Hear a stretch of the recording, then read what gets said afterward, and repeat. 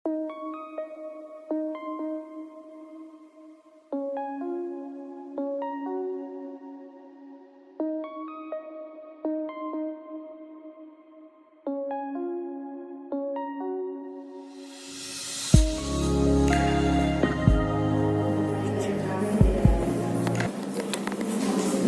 itu pada hakikatnya ada dalam ajaran semua agama.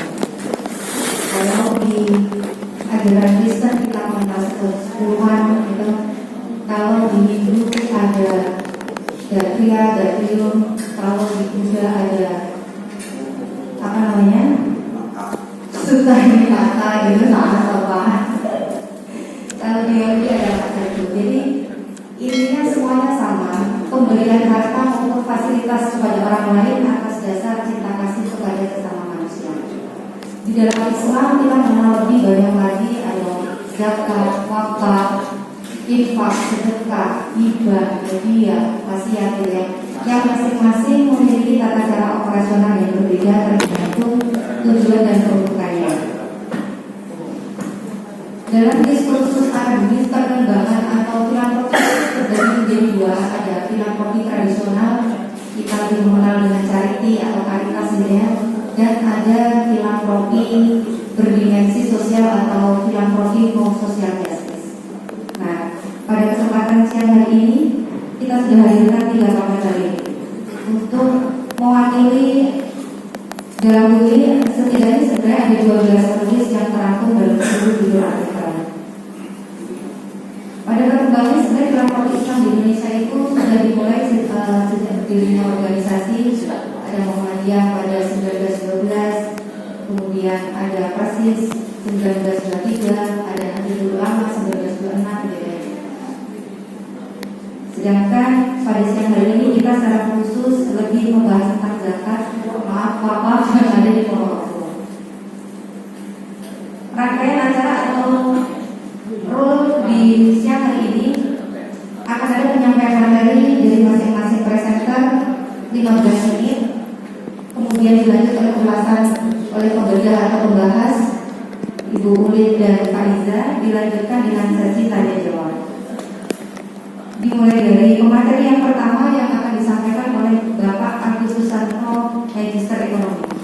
Beliau adalah lulusan pasca sarjana IAIN Ponorogo, program studi ekonomi syariah tahun 2020. Pernah mengajar sebagai dosen Universitas Muhammadiyah Ponorogo dan saat ini, dan juga pernah menjabat sebagai General Manager PT SAC Ponorogo. Bapak Ibu, Surya Amal sendiri. Surya Amanah ya. Saat ini beliau mengemban amanah sebagai Ketua Pimpinan Cabang Muhammadiyah Selatan dan Wakil Ketua 1 Basnas Kabupaten Ponorogo. Artikel yang akan disampaikan kinerja Nadir Organisasi Muhammadiyah Ponorogo dalam perspektif teori profesionalisme dari Sudirman. Kepada Bapak Agus dipersilakan.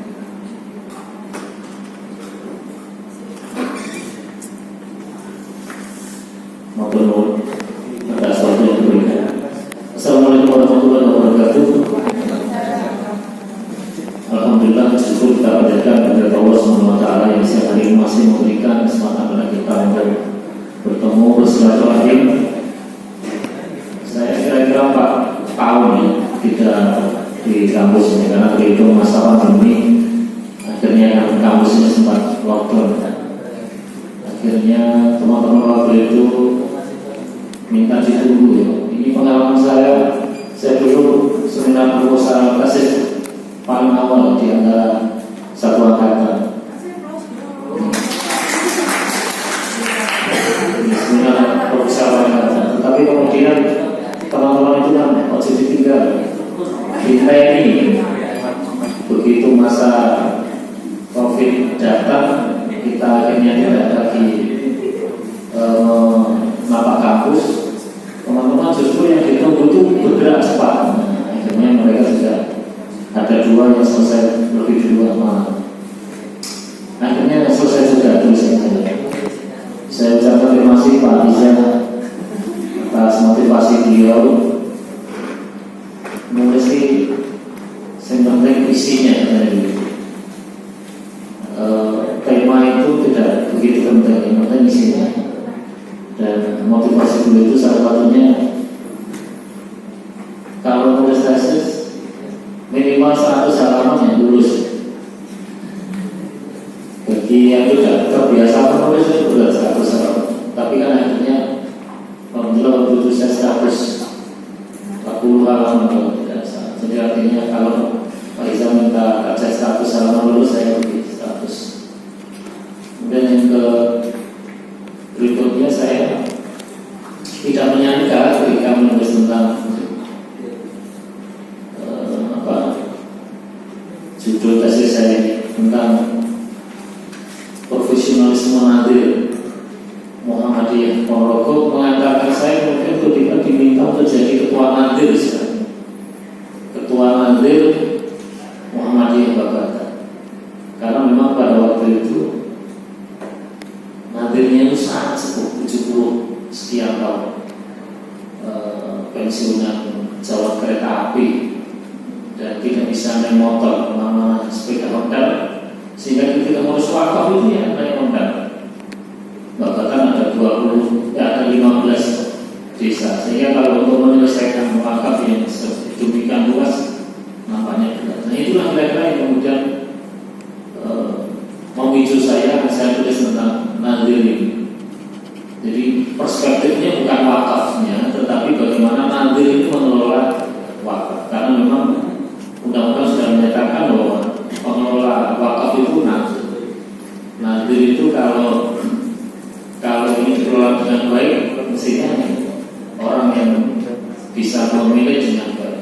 Nah, tulisan saya ini kan kemudian saya sandingkan dengan Elis Sudiwo. Elis Sudiwo itu dulu direktur Domain Wafa yang di awal-awal dia mimpin Domain Wafa itu tidak ada yang tahu gerakan atau organisasi apa, tetapi ternyata dia bergerak sangat cepat.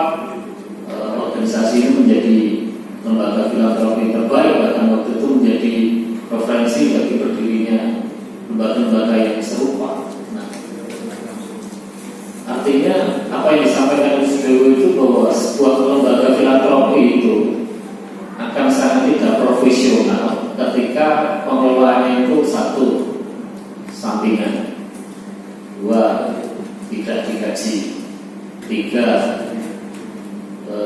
tidak ada manajerial, empat, jadi ada 15 yang diutarakan oleh Sudewo. Nah, itulah yang kemudian melandasi saya kemudian menulis tentang ini. Saya pun awalnya tidak tahu, tidak memahami wakaf, karena memang ya anak mahasiswa ekonomi syariah itu kan pengennya bicara tentang bank, tentang riba, tentang jual beli, kira-kira begitu. Nah, akhirnya ini yang mengantarkan tulisan saya dan akhirnya membawa saya lulus. Jadi saya bacakan yang disampaikan Elis Sudiwo tentang tidak profesional itu. Yang pertama, sikap penyepelean. Yang kedua, pekerjaan sampingan. Yang ketiga, tanpa manajemen. Keempat, tanpa perencanaan. Kelima, struktur organisasi yang tumpang tindih. Yang keenam, tanpa seleksi atau fit and proper test. Yang ketujuh, kaburnya batasan tugas. Yang kedelapan, ikhlas tanpa imbalan. Saya kira hampir semua nadir atau hampir semua keluarga saya ikhlas tanpa imbalan. Kemudian dikelola pada waktu. Ini seperti dengan sampingan tadi, lemahnya sumber daya manusia, bukan pilihan. Bukan pilihan itu menjadi nadir itu bukan kemudian pilihan, tetapi karena ditunjuk oleh organisasi. Kemudian lemahnya kreativitas. Yang 13, minus monitoring dan evaluasi. Yang keempat, tidak disiplin. Yang kelima, kepanitiaan atau insidental. Jadi 15 inilah yang kemudian saya membayangkan kalau begitu apakah pengelolaan wakaf yang ada di tempat saya itu profesional. Nah, untuk itulah kemudian tulisan ini saya mulai dari gambaran umum bahwa ketika bicara filantropi atau bicara kedermawanan, Indonesia sebagai negara yang besar ini, kalau dilihat penduduknya mungkin kategorinya masih batas menengah. yang kaya masih beberapa orang. Tetapi tingkat filantropi atau tingkat kedermawanan negara Indonesia itu masyarakatnya adalah nomor 1.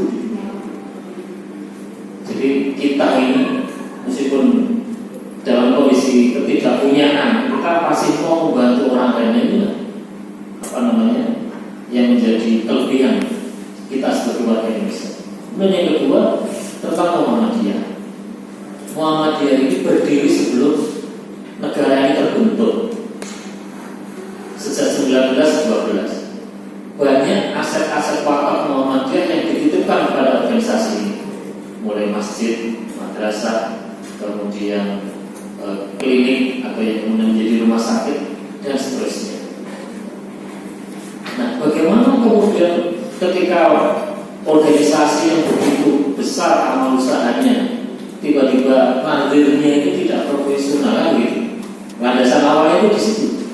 Nah, itulah yang kemudian saya lihat. Yang pertama, apakah benar nadir itu merupakan sampingan? Hampir sebagian besar ya. Tidak ada orang yang satupun di Ponorogo ini yang kemudian berprofesi hanya sebagai nadir. Pasti dia di tempat yang juga mendapatkan atau punya pekerjaan. Yang kedua, apakah tidak ada fit and proper test? Hampir semuanya iya. Jadi tidak ada rekrutmen calon nadir, tidak ada. Ini tiba-tiba ditunjuk oleh organisasi. Berikut ini kita Pak siapa misalnya. Nah, kebetulan setelah tulisan ini atau setelah saya meneliti berusaha kesana kembali, yang tiba-tiba Yus Mergogo Yus menulis, nah ini awal menjadi ketuanya. Ini bagian dari ditunjuk saya mungkin. Jadi bukan dilakukan fit atau proper test dan seterusnya. Nah, dari hasil tulisan saya itu, amal usaha yang ada di Ponorogo itu begitu besar. Aset wakafnya 250.000 meter persegi. Jadi aset tanah yang ada itu 240 sekian, kalau dibulatkan 250.000 meter persegi. Nadirnya satu kecamatan 3 orang, terdiri dari ketua, sekretaris, bendahara. Praktis yang bekerja adalah ketuanya saja, sekretaris dan bendahara praktis hanya menunggu tugas-tugas ketua. Kalau selesai ikrar wakaf, baru kemudian sekretarisnya yang bekerja mengarsipkan. Bendahara praktis tidak bekerja apa-apa karena tidak ada keuangan yang dikelola oleh nadir. Ada mestinya dalam undang-undang itu maksimal 10% itu dikelola oleh. Nah, jadi hasil wakaf itu 10% kembali hak nadir. Tapi dalam prakteknya memang tidak sampai ke sana. Itu mungkin wakaf-wakaf yang produktif. Nah, ini menjadi menarik ketika kita telusuri lebih jauh. Dengan aset yang demikian besar, dengan sumber daya yang begitu besar, Muhammadiyah dikenal sebagai organisasi modern, organisasi yang tertib manajemen. Tiba-tiba dalam mengelola wakafnya kok begini.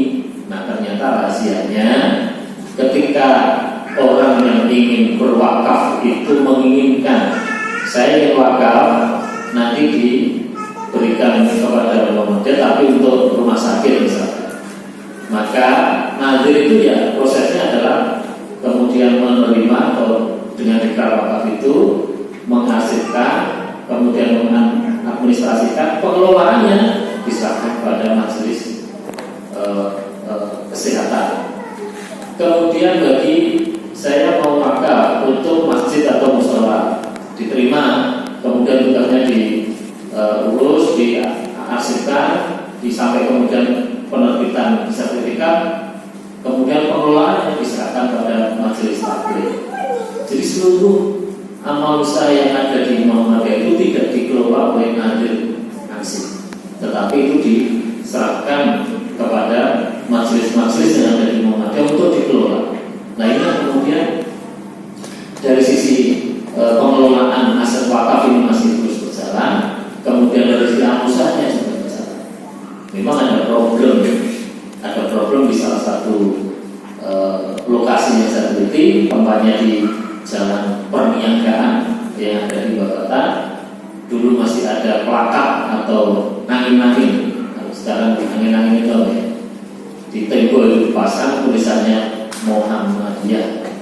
Sekarang sudah tidak ada lagi karena memang pada saat sudah diikrarkan lama tidak segera diurus kepada badan pertanahan, dan kemudian proses berikutnya ikrar itu menjadi tidak ada atau hilang, sehingga dengan mudah bahwa itu bukan lagi milik Muhammadiyah. Ini kan kasusnya sama dengan yang di Banyuwangi terakhir, ada papan nama Muhammadiyah siap kemudian diturunkan.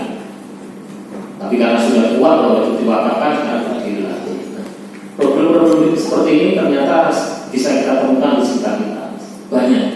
Ada beberapa yang kemudian itu menjadi lama dan kemudian diambil oleh ahli waris atau bahkan oleh ormas yang lain. Nah, maka pentingnya mengadministrasikan itu, peran nadir itu sangat penting adalah mengadministrasikan, kemudian mengelola dan kemudian memberi identitas atas tanah-tanah atau aset wakaf yang ada itu dengan simbol atau nama bahwa itu sesuai dengan hak miliknya, sertifikat nomor sekian dan seterusnya.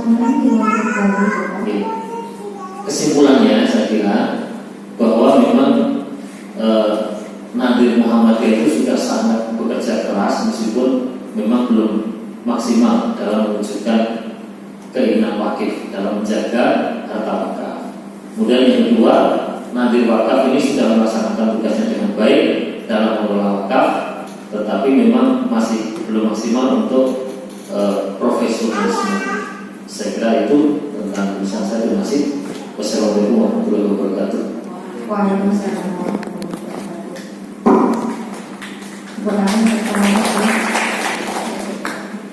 Sebuah pembuka yang cukup menarik ya, bagaimana semacam ini ya Pak, kegelisahan gitu ya bagi Nadir gitu ya, antara kewajiban dan realita itu belum sebanding yang seharusnya seperti yang diamanatkan oleh undang-undang itu. Yang kedua, langsung saja ke pembicara yang kedua,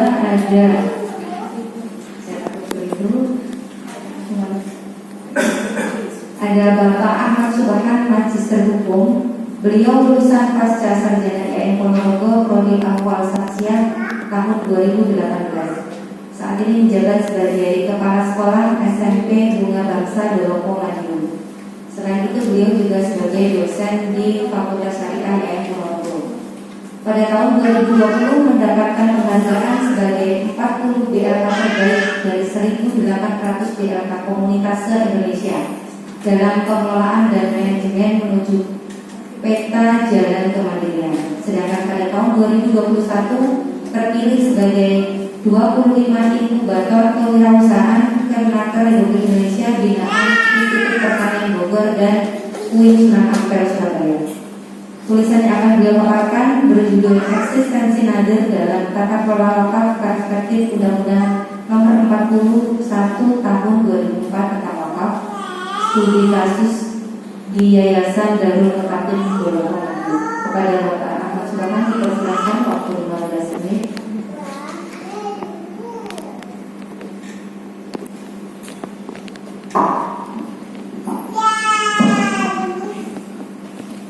Assalamualaikum warahmatullahi wabarakatuh. Para pemuda yang kami muliakan,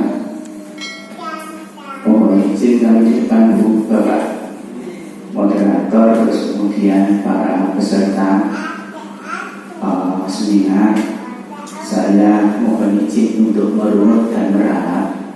Tadi itu kan kalau Pak Buddha menyampaikan, mohon izin, kami bukan bos juga bukan setengah kiainya gitu ya. Kalau kami songkok, pakai songkok ini baru sebatas apa ya? Dulu itu saya itu pun pernah menemui seseorang ketika di kereta api. Ya. Jadi orang ini mengaku orang Finlandia. Jadi tapi juga bahasa Jawanya bagus, orang Finlandia itu bersama-sama cerita. Katanya Sidoarjo itu nanti akan menjadi lautan air. Itu dulu. Ternyata betul. Nah itu saya baru sadar. Terus kemudian setelah cerita yang kedua, itu di Indonesia, di Pulau Jawa itu nanti orang yang diawali dengan nama Su itu akan menjadi orang besar. Ya. Terus kemudian ada orang besar yang diawali dengan Su itu pakai songkok, katanya begitu. Bisa. Akhirnya kemudian contohnya siapa? Soeharto, kemudian Soekarno, terus kemudian mudah-mudahan Susanto, ada begitu, Pak Susanto juga, begitu. Tanda-tandanya pakai songkok. Ini kemudian saya buat cerita. Iya, super. Kemudian saya pakai songkok, ini mau kecil ya. Ini sebenarnya bukan Gus dan Kiai, tapi ini saya kira tidak lepas dari budaya saja. Mohon izin Bapak Ibu sekalian, izinkan kami sedikit memberikan gambaran terkait dengan tulisan. Tadi kalau Pak Agus sudah mau menceritakan panjang lebar terkait dengan kenabilan. Saya jadi juga nanti sebenarnya itu saya sudah nanti, tapi nanti kalau Pak Agus skalanya makro skala mikro, tapi yang disampaikan adalah wilayah Ponorogo, mungkin nanti skala mikronya saya. Bapak Ibu sekalian, ada sebelumnya cerita yang mungkin menarik, mungkin mudah juga.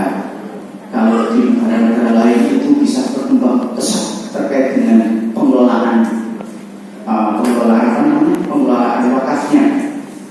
Yang sejarahnya kayak Turki, itu punya rumah sakit besar. Itu juga pengelolaan wakaf. Di Amerika ini sebenarnya minim jumlah muslimnya tidak terlalu besar. Tetapi dengan asosiasi muslim yang di Amerika ini membawa mengelola dana wakaf ini dibuat ekonomi produktif juga besar. Terus kemudian Kuwait ini sebenarnya negara kecil di mana setelah perang Irak Kuwait namanya perang Teluk itu seharusnya itu juga, tetapi tidak hancur ekonominya.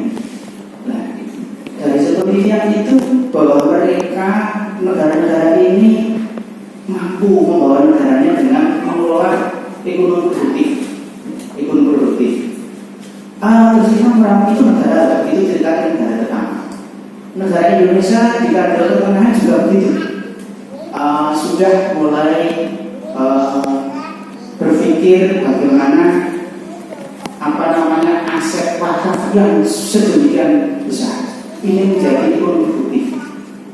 Diawali yang sudah mengembang prototipe saat ini adalah Montor ini sudah memiliki lebih dari 30 bentuk usaha ekonomi produktif, mulai dari retail, mulai dari jasa sampai kepada produksi.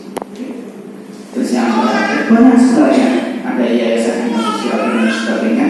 Yang terakhir itu Sidogiri. Nah, saya tertarik dengan Sidogiri. Dari sini ada yang harus Sidogiri juga. Jadi Sidogiri ini juga mampu mengelola dana wakafnya yang saat ini namanya kalau tidak salah LKB ya, pada saat itu juga menjadi kekuatan ekonomi luar biasa. Pada tahun 2015 itu sempat mau disandingkan dengan Indomaret, Alfamart, karena Indomaret dan Alfamart ini adalah ekonomi global tidak mau, sehingga di tahun 2015 itu kemudian berbalik arah. Sudah kita mengelola skala mikro, memanfaatkan potensi yang ada di Sidogiri, jaringan alumni, ekonomi mikro, ekonomi halal, ekonomi sehat, kemudian itu digalakkan, kemudian sumber dananya dari wakaf, pengelolaan wakaf. Dari gambaran situ kemudian kami sangat andai kata dari sini, terus kemudian nanti dari Bapak Ibu sekalian terutama peserta muda ini kemudian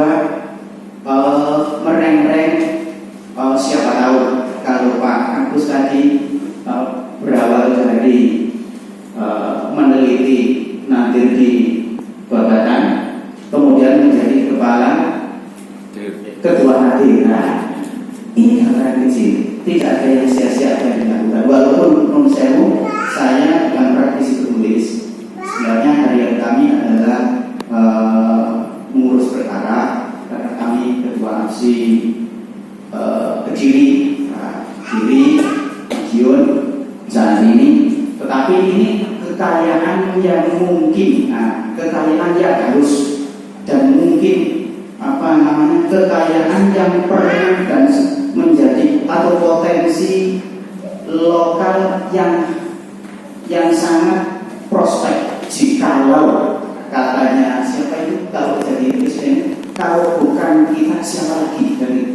kalau yang mau jawab jadi DPR jadi menteri itu jadi kepala daerah jadi kan gitu, kalau bukan kita siapa lagi, kalau tidak sekarang kapan lagi dari ini komennya kita semua sebenarnya. Ada celah-celah sedikit akan menjadi besar mungkin berawal dari sini. Nah, Bapak Ibu sekalian, dari cerita yang saya sampaikan bahwa kalau negara-negara tetangga bisa mengelola wakafnya kemudian menjadi kekuatan ekonomi besar, kenapa tidak di negara kita? Nah, itu dari skala internasional. Terus kemudian di skala mikronya, kalau Gontor kemudian Yayasan Bantuan Sosial Al-Falah terus kemudian Teguiran mampu mengelola wakafnya semua sehingga dia mampu mendanai semua karyawan buruh dari hasil wakaf dan pertanian dan persurat terbatas, kenapa kita tidak? Terus kemudian Sidogiri yang mampu mengelola dana LKF-nya kemudian sekarang memiliki jaringan usaha retail yang namanya Sidogiri itu itu gimana? Kenapa kita tidak? Kita diharapkan mudah-mudahan tidak berkacamata kuda yang ada di depan kita itu baik, tetapi di luar sana insya Allah lebih baik. Begitu. Ini wawasan saja. Itu di lembaga-lembaga yang sudah berhasil. Terus kemudian sedikit tulisan saya ini adalah bagian dari kacamata kecil saja persoalan wakaf yang ada di lingkungan kita. Kebetulan ada satu lembaga yang kami miliki di tetangga,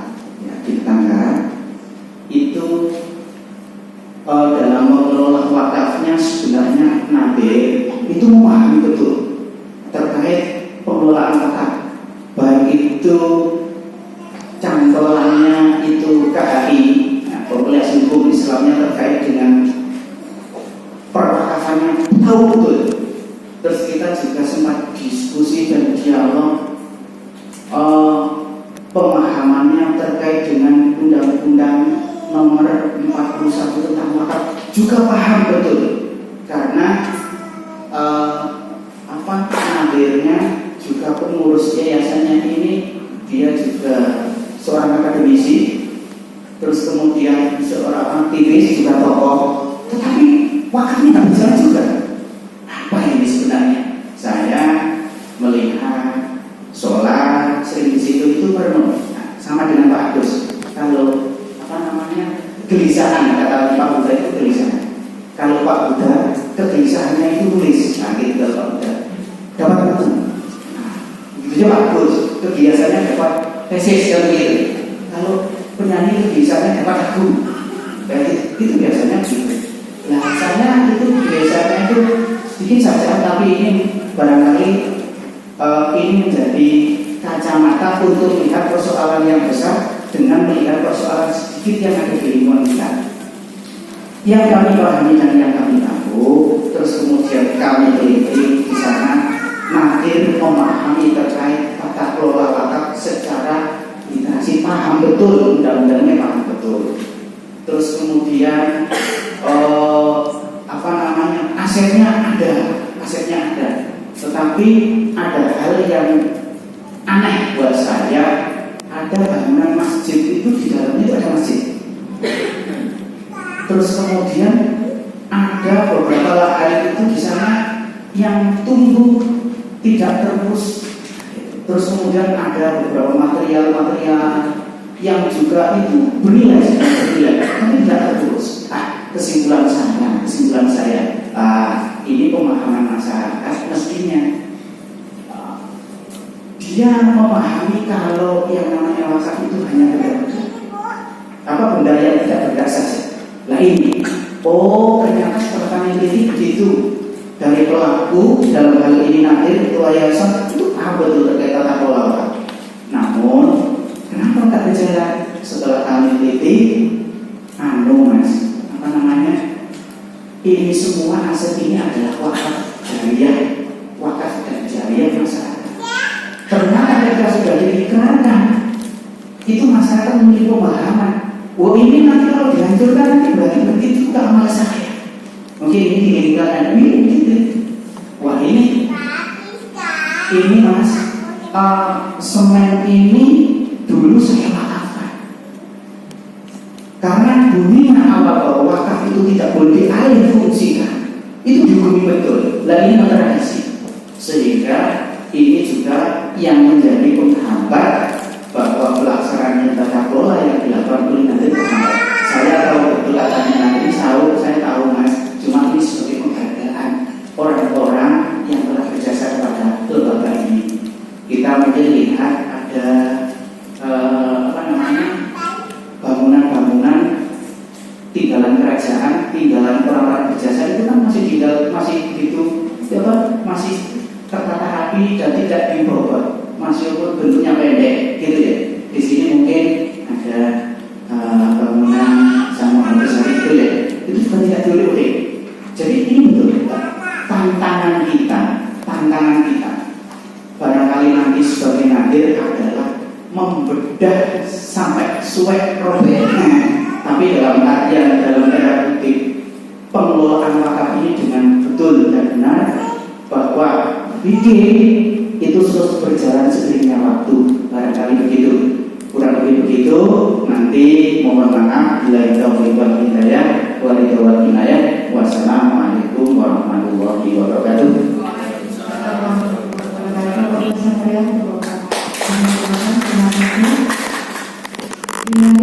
Pemateri yang ketiga ada Bapak Amir Susanto, Magister Hukum. Beliau alumnus pasca sarjana YAIN Ponorogo Prodi Awal Sasya tahun 2021. Aktivis NU yang saat ini menjabat sebagai Ketua Ikatan PMI Ponorogo banyak bergerak di bidang pemberdayaan masyarakat, di antaranya sebagai konsultan pemberdayaan dari Garuda Jawa Timur, CV Bina Para Sahabat Sejahtera, CV Garuda Ponorogo, dan saat ini ada di Litbang CV Baraya Mulia Konsultan Ponorogo. Beliau akan menghadirkan artikel dengan tajuk efektivitas peran perwakilan Badan Wakaf Indonesia Kabupaten Ponorogo dalam peningkatan kapasitas Nahdlatul Wakaf. Kepada Bapak Heru dipersilakan. Memberi waktu, memberi kesempatan kepada saya khususnya, sehingga saya bisa kembali hadir, bisa kembali sowan di kampus ini. Alhamdulillah. Bapak Ibu semua yang kami hormati, alhamdulillah di depan sudah disampaikan pada Jawa. Terus sebetulnya saudara saya di lapangan satu masa presiden. Jadi kalau di Sumatera itu ada istilah marga. Dan sebetulnya ada satu marga. Satu waktu Susanto dan kedua dari Susanto. Kadang-kadang karena besarnya marga ini kan sesama saudara tidak kenal. Tapi alhamdulillah pada kesempatan yang menjadi benar. Yang nomor dua yang disampaikan juga yang sebetulnya juga tidak jauh sama dengan saya ini saudara Ahmad Subhan, Pak Subhan. Tapi saya tanya dalamnya mana, dalamnya Grogol. Saya di Grogol itu punya teman, siapa namanya? Saya sampaikan namanya Habib. Itu kakak saya. Itu orang dia tidak Habib. Kebetulan Habib itu angkatan saya di Setai Ponorogo. Itu namanya Angin, itu juga satu angkatan dengan saya. kayak dari itu adiknya ya saudara juga. Dan alhamdulillah tadi juga sudah disindir bahwa ciri-ciri orang yang sukses itu salah satunya adalah di awal itu ada istilah sunya, dan kemudian ditandai dengan pakai songkok. Alhamdulillah saya dapat yang nomor 2 di awal itu ada apa sunya. Nah, songkoknya belum, nanti tak di masa presentasi. Terima kasih Bu. Semoga ini bisa menjadi perantara untuk kebaikan kita semua di masa-masa yang akan datang.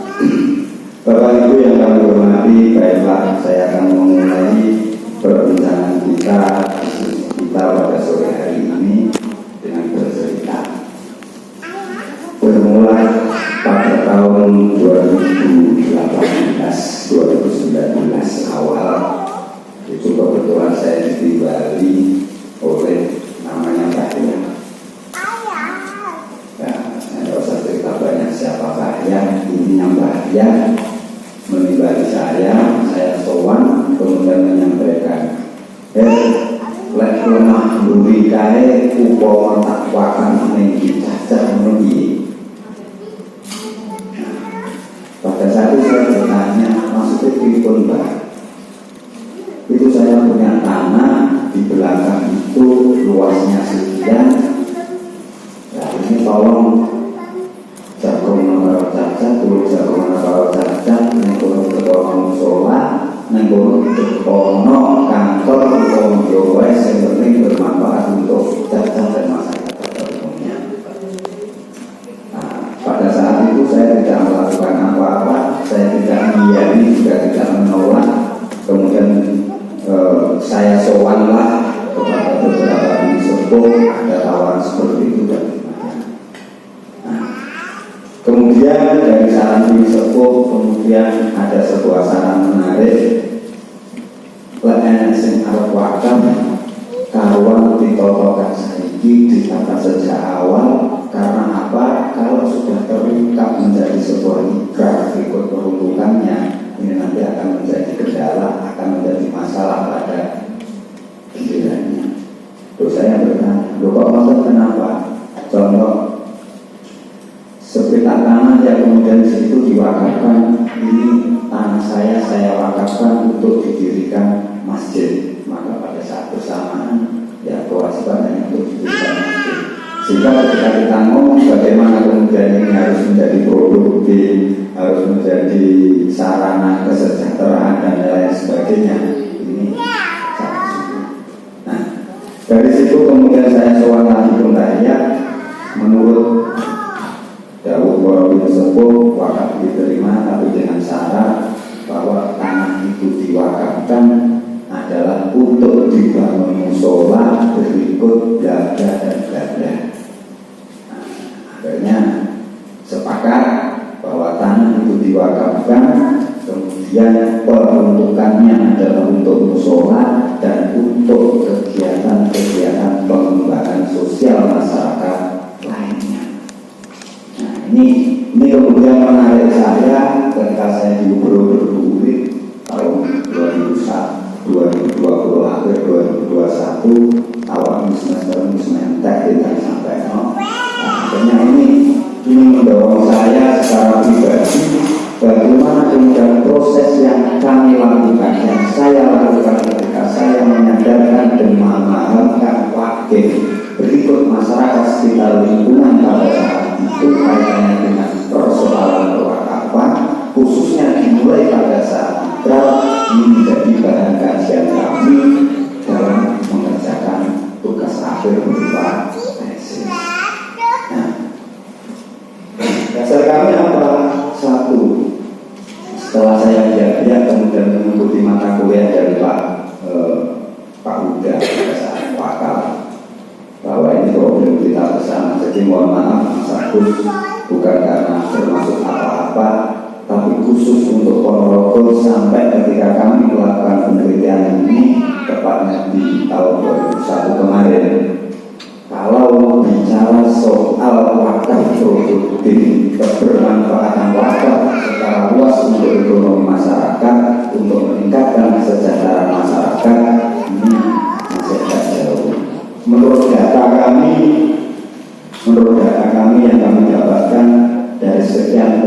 tanah wakaf yang ada di Ponorogo, yang menurut catatan kami sekitar ada 4.000 sekian persil, hampir 5.000 persil tanah wakaf, terlepas ini ada di atas nama organisasi, atas nama desa, atas nama lembaga dan sekian macam-macam.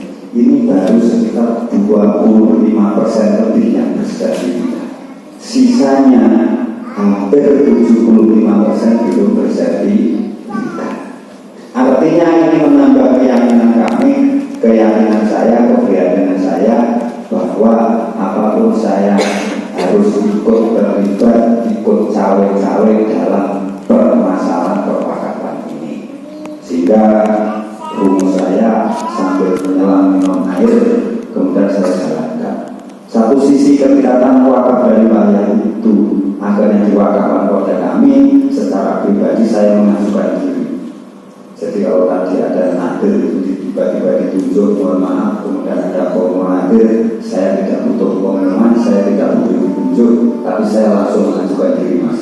Aku yang nadir, aku yang mengelola. Karena apa saya melihat pada saat itu, ya mohon maaf, ya satu-satunya yang berkompeten untuk ngurus itu ya saya. Jadi kalau boleh sombong, kalau tidak sekarang kapan lagi, kalau tidak saya siapa lagi ya saya lakukan untuk masukan.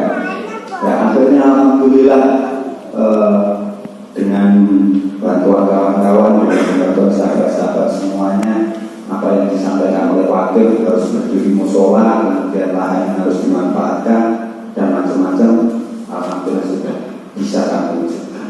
Dan alhamdulillah ketika saya sudah membangun musola jadi, ada beberapa kegiatan, ada beberapa acara yang sering kita lakukan di situ. Nah, tetangga sebelah itu juga tertarik. Ketika tahun kemarin, tahun 2001 kemarin juga ikut mewakafkan tanahnya juga kepada kami, sehingga yang kami kelola menjadi tambah.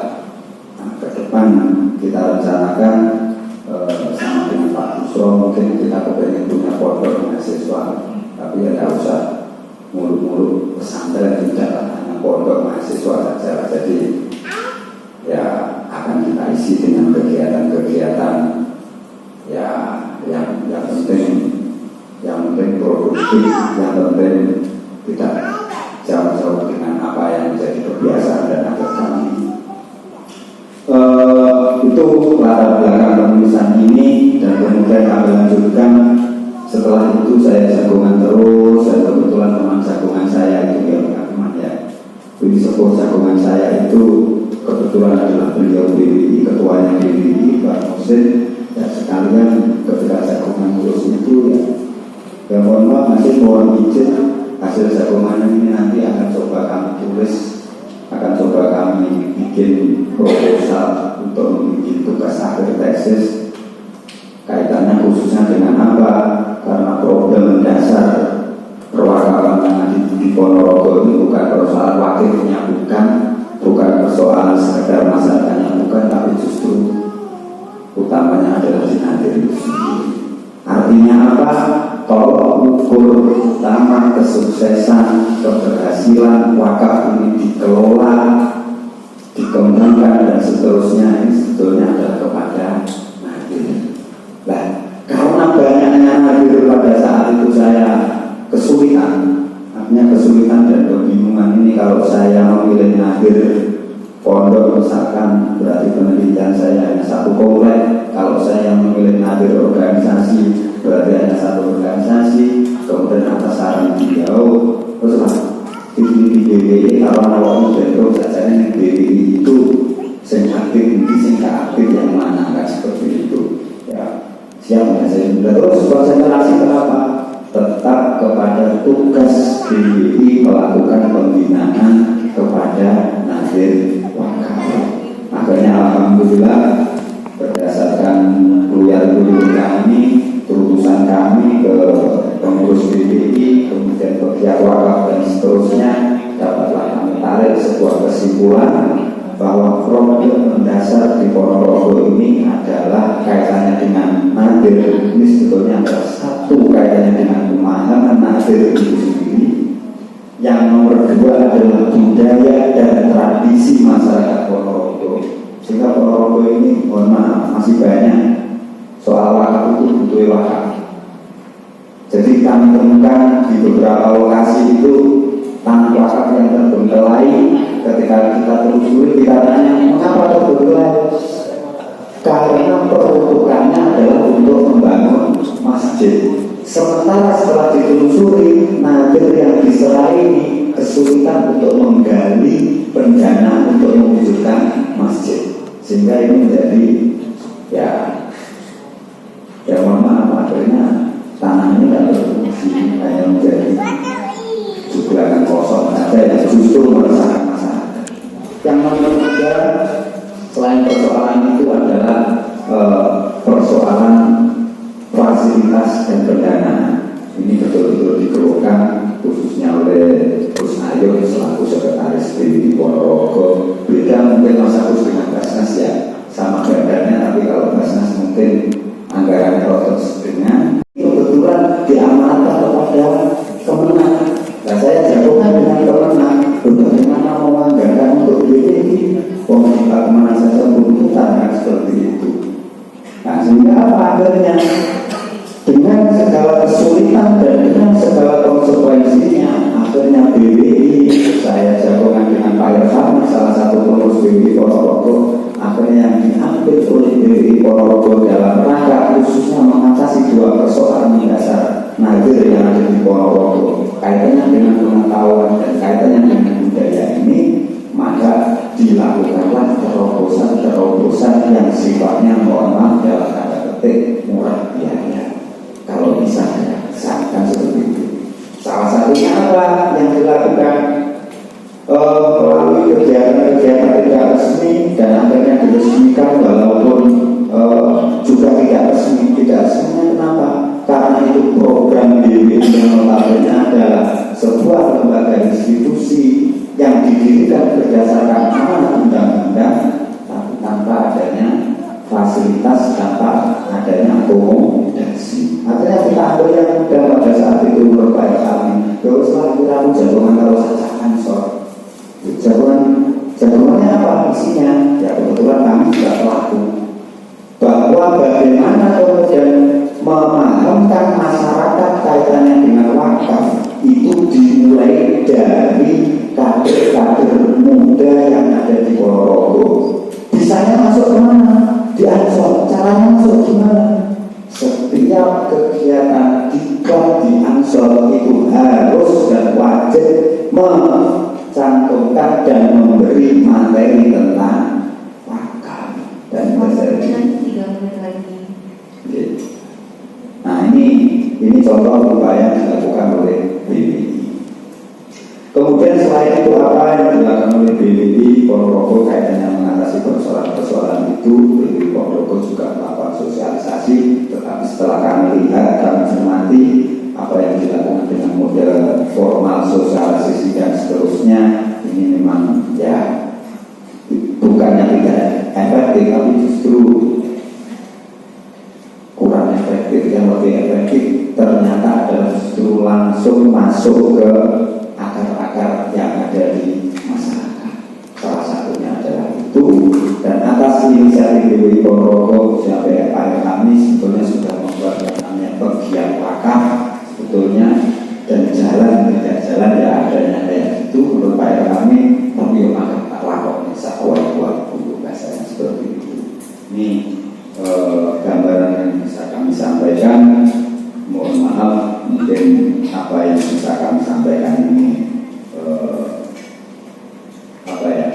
tidak jelas atau bagaimana. Memang ya bukan ranah saya untuk menjelaskan hal yang seperti ini, karena mohon maaf saya ini bukan orang teoritis ya, saya bukan orang akademis saya bukan orang akademis. Hidup saya bukan dari seminar ke seminar, tapi hidup saya adalah dari jalan ke jalan dan dari rumah ke rumah. Mungkin itu ada kurang lebihnya, maaf. Akhirul kalam, wassalamualaikum warahmatullahi wabarakatuh. Selanjutnya kita dengarkan perkataan dari pembaca atau pembahas. Bedanya ada Kedua yang sudah hadir ada Ibu Dr. Rohmah Maulidia dan Bapak Izan Udin PhD. Monggo Bu Ulit dipersilakan.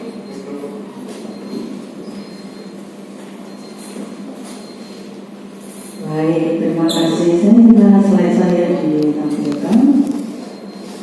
Yang paling atas siap-siap dapat door prize, di bawah dari saya.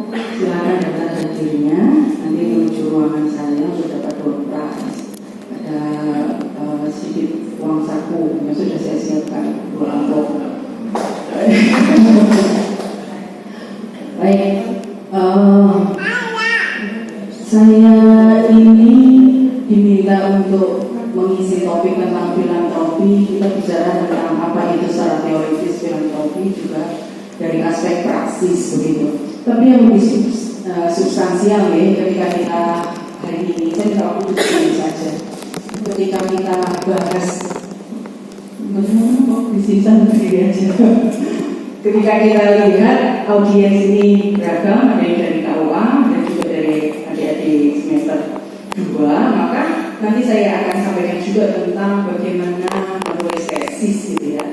Termasuk mohon maaf kepada para penulis, ada beberapa catatan-catatan saya yang ini menjadi pembelajaran gitu ya, tentang pentingnya karena teoritik dalam membaca sebuah data gitu. Saya sudah siapkan itu secara toolnya, cara teoritiknya mungkin juga saya akan sampaikan nanti. Tapi saya ingin menyampaikan begini. Tahun 2013, saat itu anak saya yang paling kecil itu usianya baru 7 tahun, yang besar sedang mondok. Saya ketemu dengan 2 film yang bagus ya di tahun 2013. Ada film Sang Kiai dan juga film Sang Pencerah itu. Jadi 2 film itu adalah film wajib yang saya tontonkan pada anak-anak saya dan kepada anak didik saya di pesantren Wali Songo. Dan juga ada film Perempuan Berkalung Sorban yang itu saya tontonkan sekaligus kita movie discussion. Kemudian juga kita setelkan tradisi nonton film dengan diskusi isinya apa.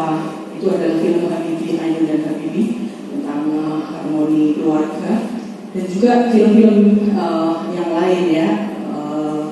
Ada film barat yang juga sudah kita skip yang seringkali kelemahannya film barat itu mesti ada adegan sedikitnya itu ya. Kalau pas ada adegan pelukan itu namanya santri itu jerit-jerit gitu. Padahal itu soal istri gitu ya. Maka ada yang kita skip gitu. Nah, saya ingin menyampaikan bahwa negara ini harus berterima kasih kepada Muhammadiyah dan NU. Kenapa saya sampaikan begitu? Dengan adanya tokoh-tokoh besar seperti Kiai Hashim Asy'ari, kemudian Ahmad Dahlan ya, sebagai muassis di organisasi besar, dan kemudian kita bisa lihat kiprahnya, kontribusinya sampai hari ini, itu menjadi inspirasi besar buat kita. Dan sampai hari ini sayangnya saya nggak tahu persis ketika UGM mengajukan 2 tokoh ini menjadi peraih Nobel, sampai hari ini itu belum di ACC gitu. Padahal kalau kita lihat peraih Nobel, perdamaian, kemudian penggerak, itu selalu dimiliki orang-orang Barat dan orang-orang Yahudi. Nah kita ini gitu, susah banget kalau mau dapat perdamaian dunia ataukah sebagai tokoh penggerak. Maka begitu Muhammad Yunus, Profesor Muhammad Yunus, seorang bankir ya, sekaligus dosen dari Bangladesh, yang beliau waktu ceramah di UGM, saya hadir juga di sana waktu itu dengan suami alumni dari UGM. Saya menjadi banyak inspirasi saat itu tentang filantropi. Saat itu Muhammad Yunus merasa teori-teori yang selama ini didiskusikan di bangku kuliah di Bangladesh itu sebatas teori, tapi tidak bisa mengentaskan para pemika-mika yang ada di depan kampus. Saat itu banyak sekali para pengemis di depan kampus. Kita ini ngomong teori pembangunan, pertumbuhan, tapi what have we done in part of our country? Ya, beliau meminta para remaja, yang diminta itu remaja. Kalau tadi Mas Agus menyampaikan bahwa ya dari sisi SDM pentingnya meremajakan, dan juga dari sisi usia bahwa remaja itu punya potensi sekaligus effort yang kuat untuk larinya kencang, memang harus diakui ya. Nah, maka saat itu Profesor Muhammad Yunus, penerima Nobel, yang juga menggerakkan akhirnya memiliki brand bank yang itu menjadi inisiasi dari adanya BMT di Indonesia, dan itu berhasil. Artinya orang-orang ekonomi dunia mengakui ya, keberhasilan, dan itu tidak seperti kita membalik telapak tangan atau kita lihat goreng tempe 5 menit 10 menit jadi tempe. Untuk bisa menggerakkan brand bank butuh effort yang kuat dan butuh para remaja yang telaten door to door ya, meminta kepada para komis itu agar bisa berhenti dan kemudian bekerja produktif. Mereka butuh kain tidak ikannya, dan itu dibuktikan dalam 10 tahun beliau mendampingi para orang-orang yang tidak punya itu. Begitu juga saya kira instrumen dari filantropi itu banyak, termasuk yang diriset oleh Mas ini, Mas Agus, Mas Subhan, Mas Heru. Ini kan bicara tentang wakaf. Secara teoritis di dalam buku ini semuanya sudah ada, diulas dengan baik.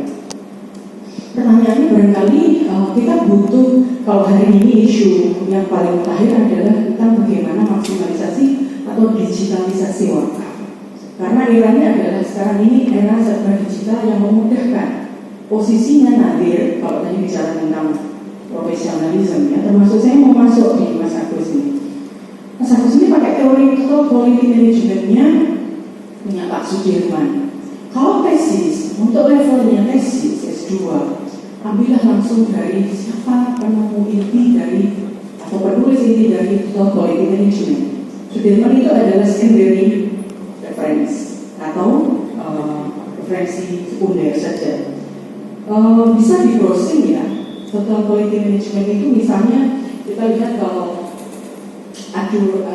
Edward Deming itu menulis tentang apa saja indikator for total quality management. Dan dengan klik TQM kita sudah keluar semua itu dalam bahasa Inggris.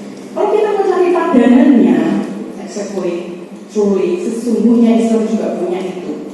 Apa yang disebut dengan 8 pawn amalan. Ya, Allah itu dalam hadis riwayat Tabrani ya, Allah itu lebih suka amalan yutqinu, sesuatu yang etpan, yang sungguh-sungguh profesional. Nah itu kelemahan kita itu membranding dari etpan itu yang belum punya. Dan itu kelebihannya Edward Deming. Coba diklik nanti ya, Edward Deming. Itu akan muncul apa saja TQM itu indikator-indikatornya. Dan kemudian ada TQM dalam education, seterusnya orang barat gitu. Gak pernah berhenti riset membaca. Meskipun saya sibuk di pasca mengajar di syariah, harus ngasuh santri putri, ya, tapi tidak pernah berhenti untuk senang membaca. Gitu.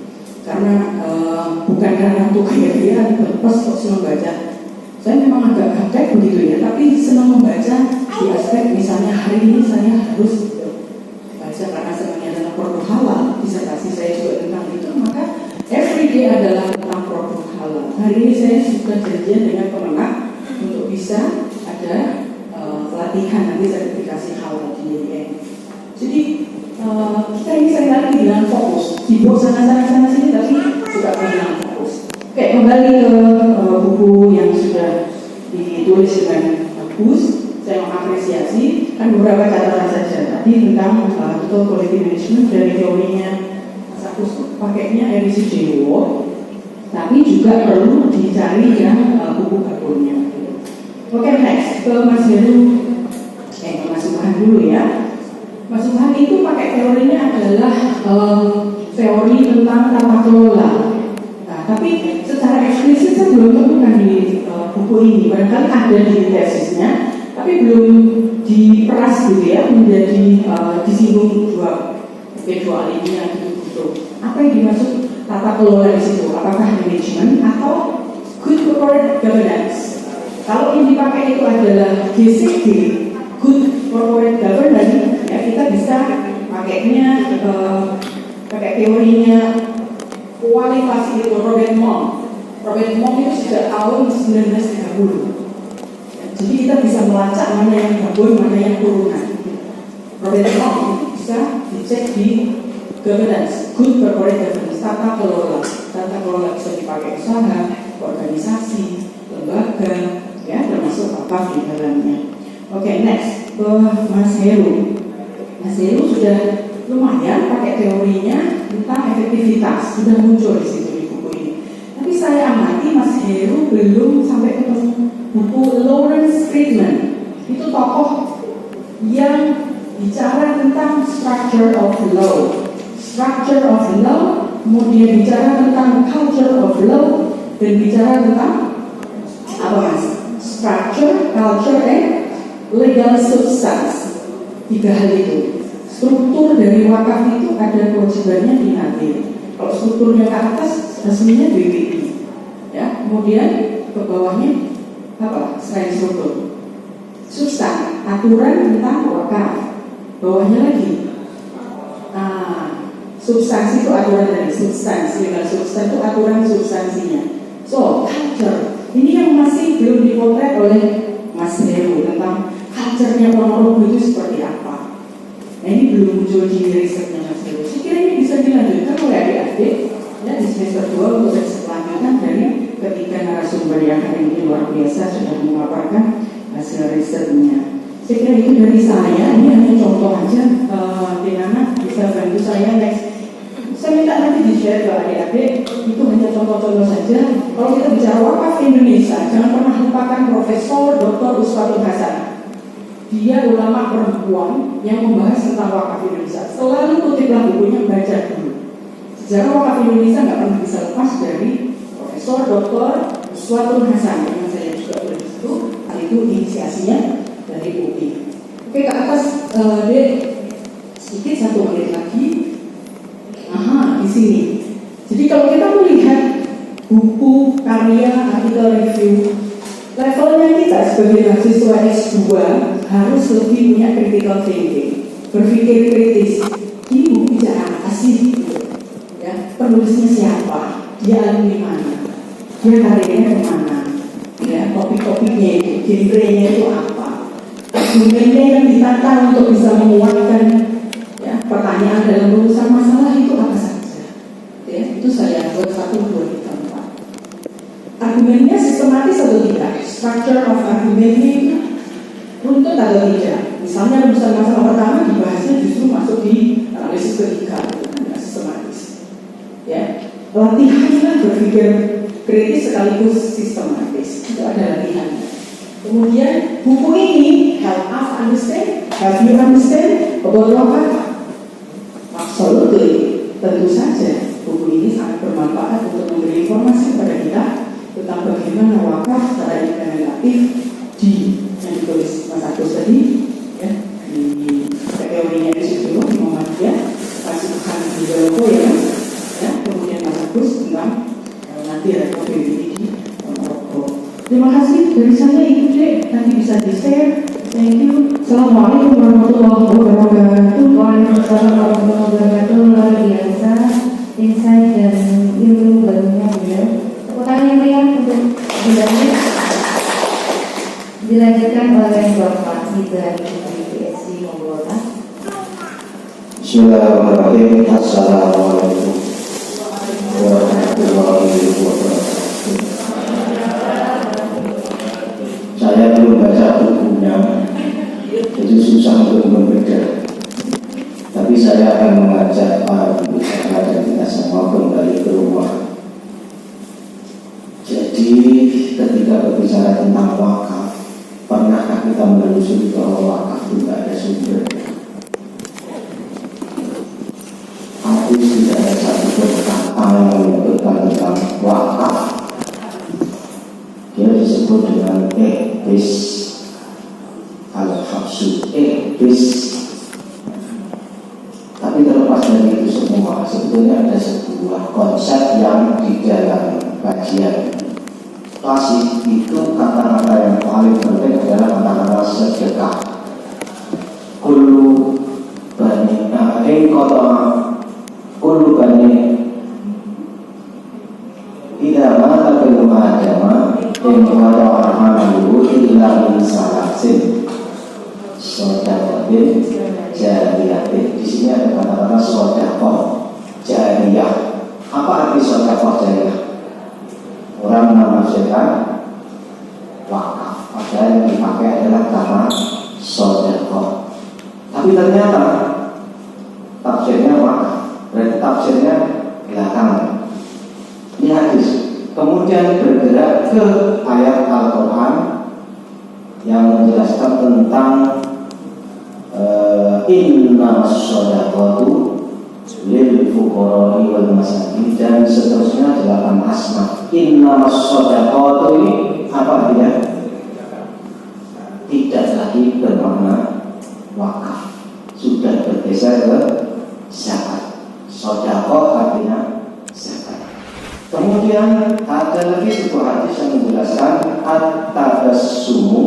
tabassumuka fi wajhi akhika shadaqah.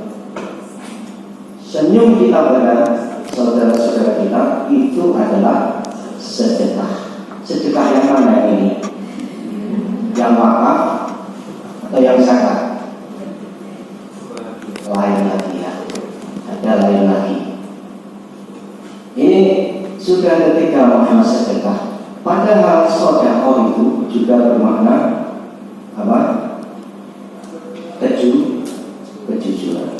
Jadi kembali ke rumah kita ini, sedekah maknanya adalah banyak. Salah satunya adalah wakaf yang kita bahas sekarang ini.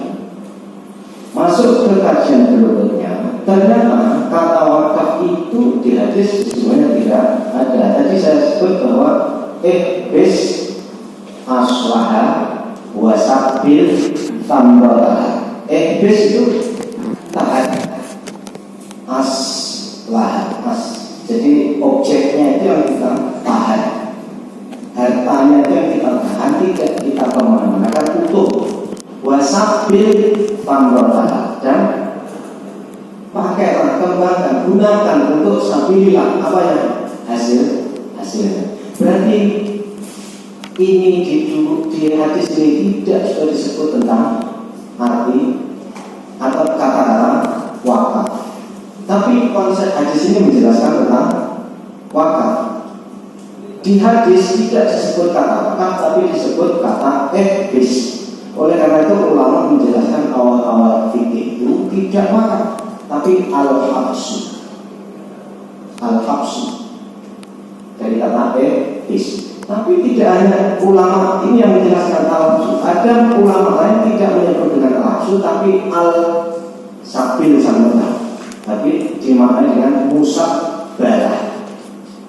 Jadi wakaf pada era Nabi itu namanya bukan wakaf, tapi al-habsu. Seperti hadis, ada sedekah jariyah, ada apa ini tadi, al-musabbalah. Jadi membaca basis hadis ini sepertinya ada 3 prinsip utama di dalam wakaf yang harus dipegangi sampai ini. Prinsip pertama ada konsep al-habsu. Prinsip kedua ada konsep musabbalah. Ketiga prinsip sedekah. Jadi artinya apa? Orang yang memberikan sesuatu untuk diwakafkan, dia harus berangkat dari kejujuran hati, keikhlasan hati, keseriusan. Memang tidak akan mengambil apa-apa. Ini banyak kasus yang kemudian tadi ketika diwakafkan kok di belakang kasus itu ada persoalan hati yang tidak sedekah. Rebutan ormas itu dulu nggak ada ormas, mestinya wakaf nggak ke ormas. Gara-gara ormas begini, ya. Makanya ini problem yang sekarang berkembang. Sedekahnya yang kemudian bersoal. Kemudian al-habsu itu inisiatif yang hadir menahan namanya habsu. Jadi habsu itu ditahan oleh si pemilik itu, menahan diri untuk tidak mengambil hartanya. Benar-benar.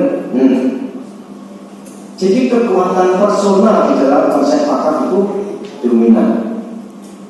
Kekuatan personal untuk bagaimana benar-benar ini bagian, jadi sekian ratus sekian puluh hektar diwakafkan daerah itu.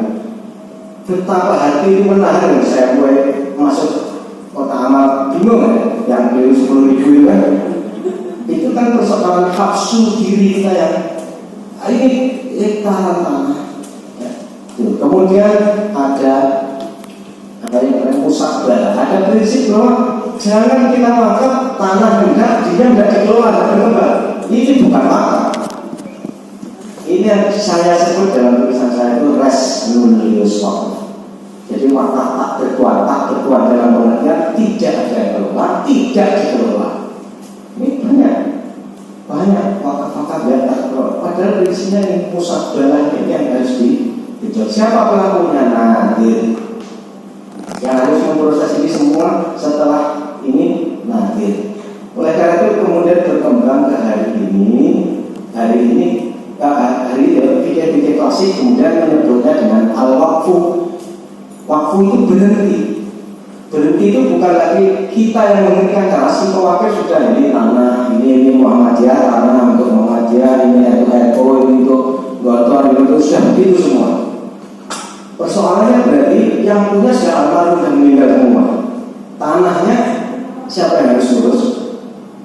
Nah itulah karena tanah itu sudah urusan hadis si pemberi wakaf sudah selesai.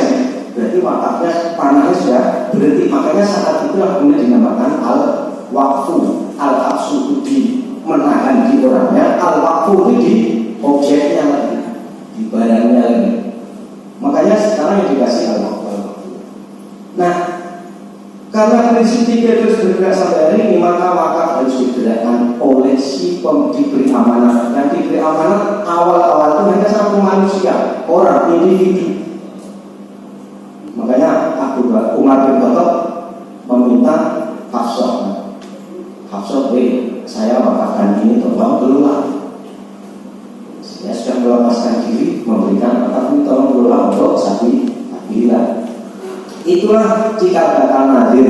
Nadir awal hadis tidak disebut nadir. Nabi Muhammad ketika bagi-bagi hartanya ini tolong harta yang untuk saya, untuk istri saya sudah terpenuhi, kemudian untuk amil. Jadi amil di situ adalah bahasa awal untuk menyebut nadir. Bukan nadir. Hadis menyebutnya amil, sama seperti amil zakat itu. Wal amil, makanya amil disebutnya bukan nadir. Ini awal hadis. Kemudian pada masa Umar kemudian ketika wakaf itu menyebutnya dengan la junaha liman yatawalla al-ujrata minha. Jadi tidak ada salah, tidak ada dosa bagi yang yatawalla. Inilah kemudian nadir dari Rasulullah yang tadinya hamil pada saat masa Umar bergeser menjadi mutawali atau wali. Nah, kata-kata nadir itu gimana? Dimulai juga fikih klasik semenjak ada kata wakaf. Nadir itu aslinya, nadir itu tulisannya non dalam apa toh? Ya, nadir. Nah, nadir itu aslinya bukan nadir wakaf ini. Nadir itu sesungguhnya dipakai untuk menyebut nadirud dairah. Kalau bahasa kita itu pengawas daerah. Ada daerah, ada wilayah, kalau kawasan daerah. Siapa yang mengurusi daerah sana itu disebut dengan istilah nadir. Daerah itu berarti berkaitan dengan kawasan tanah yang dilokasi sama nadirnya siapa. Bahasa itu yang asli yang digunakan untuk menyebutkan nadir. Oleh karena itu kemudian karena yang dikawasi itu kawasan tanah daerah nadir daerah, maka dengan nadir dipakai untuk menyebut nadirul wakaf. Karena wakaf kebanyakan juga berupa tanah. Ya. Dulu kan ada himah itu ya, di sana sebelum Islam dasar Islam itu himah itu kawasan-kawasan tanah negara yang tidak boleh dimiliki. Itu wakaf negara atau wakfu resort namanya. Wakaf negara yang wakaf itu dikelola oleh nadir, nadir itu kan kemudian dipakai untuk menyebut nadir kita. Nah, dari sisi bahasa nadir ternyata kita bisa membaca bahwa bacaan nadir itu berat. Dari bahasa nadir strukturnya pun akhirnya bergeser dari individu ke majelis. Di organisasi akhirnya majelis atau badan wakaf, dan akan ada pergeseran nanti ke badan ini lembaga-lembaga. Kalau lembaga ini pikirnya sudah akan ke wasit. Negara hadir di situ. Negara akan masuk di situ. Nah hari ini masih berjalan di BWI. BWI itu bukan negara. Dan maka Indonesia dia di luar struktur apa? Dia negaranya bukan atau kayak MUI, atau kayak MUI bukan negara punya. Negara itu menteri agama. Ya di bawah mana kan? Bukan mewakili negara. Ini celah nanti satu saat akan ada lembaga ketiga yang dibikin disebut wazirul wakaf. Nanti sekarang belum, saya tukaran tukaran dulu kita, potong-potong gaji berarti itu negara hadir. Kenapa? Karena Nadir ini tugasnya berat. Kalau mati-mati kayak gini, wakaf-wakaf mati siapa yang ngurusnya? Nadir kalau saya Nadir berat siapa yang berat? Padahal itu milik umat atau milik individu. Pesan si pewakil dia harus ngalir. Nah, kalau nggak ngalir berarti siapa yang harus di Nadirnya? Terus siapa yang mau ikuti Nadir? Siapa yang ke depan Nadir itu akan digaji banyak. Pola penggajiannya pun dibikin ada ala berdiri munah, ala ujratul misli, terus ala misli hasil sesuai kerjaannya. Dia kerja seperti apa ya? Itu upahnya. Dapatnya berapa? Dikelola dapat 1 miliar atau paketnya 1 miliar, Nadir dapat sekian miliar juga. Gajinya menyesuaikan dengan pendapatan yang diusahakan. Ada gaji yang dia dapatnya segitu tapi dia kerjanya hari 100. Belum ini dibikin sudah lebih juga. Ini nanti yang akan mengkondisikan begini ini adalah wazir. Kalau sudah begini kosong, wakaf tidak boleh kosong. Harus ada pengelola harus aktif. Tidak boleh wakaf enggak berjalan berfungsi. Nama Nadir itu sendiri sudah menggambarkan cara kerjanya. Dari Nadir itu muncul kata-kata perspektif visi. Visi itu adalah, makanya dari kata-kata Nadir itu muncul kata Nadur. Nadur itu teleskop. Berarti matanya harus kayak teleskop. Ada mindor. Berarti matanya juga harus seperti teropong. Ada nador, harus matanya harus seperti ada kaca. Berarti sosok pengawas itu harus visioner ya. Nadir sebagai pengawas harus visioner. Jangan hanya dolak walam melek tapi nggak lihat apa-apa. Ada yang mau nyuruh nggak tahu melek harus visioner. Nah itu dari bahasa itu tidak kelihatan. Nanti ada bahasa orientasi berpikir. Jadi Nadir juga harus cerdas. Kenapa? Di dalam Nadir itu tercakup di sana ada munadharah. Jadi pikirnya itu menguasai. Munadharah itu diskusi, perdebatan. Jadi ngerti ilmu munadharah. Nadir harus munadharah. Bukan hanya itu teori. Nadir itu teori. Jadi teorinya menguasai, munadharahnya menguasai, berarti dia menguasai ilmu. Baru aksinya juga jalan, aksinya intidor menunggu kan? Ya, menunggu intidor. Terus kalau Nadir itu bersaing, kompetitif, itu masa depan Nadir akan menentukan bagaimana wakaf ini berfungsi dan berjalan sesuai definisi penggunaan kata Nadir. Dan itu juga benar diadopsi sebagai tugas pokok dari Nadir. Saya rasa ini yang perlu kita kembali ke rumah, bahwa kalau ada terjadi apa-apa tenang saja, pasti negara hadir. Diambil alih oleh negara ini nggak melaku, ini nggak melaku. tidak melaku akhirnya melekat ke negeri menjadi hadir. Mas Agus siap-siap pembentangan PNS. Terima kasih, gitu saja. Assalamualaikum warahmatullahi wabarakatuh.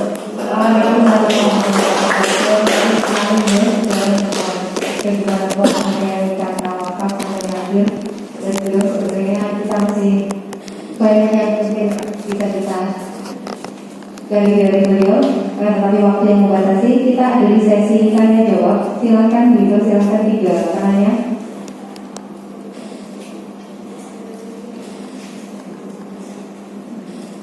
Saya dari Mbak.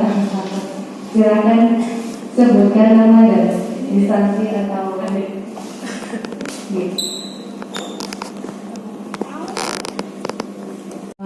Sebelumnya di sini saya tertarik dari apa yang sudah disampaikan oleh beliau panjenenganipun Dr. Mahmudiyah kaitannya dengan teori yang digunakan oleh Bapak Agus Susanto. Tadi Ibu Rahmah menyampaikan bahwasanya teori yang digunakan oleh Bapak Agus Susanto itu adalah teori total quality management. Pak Agus.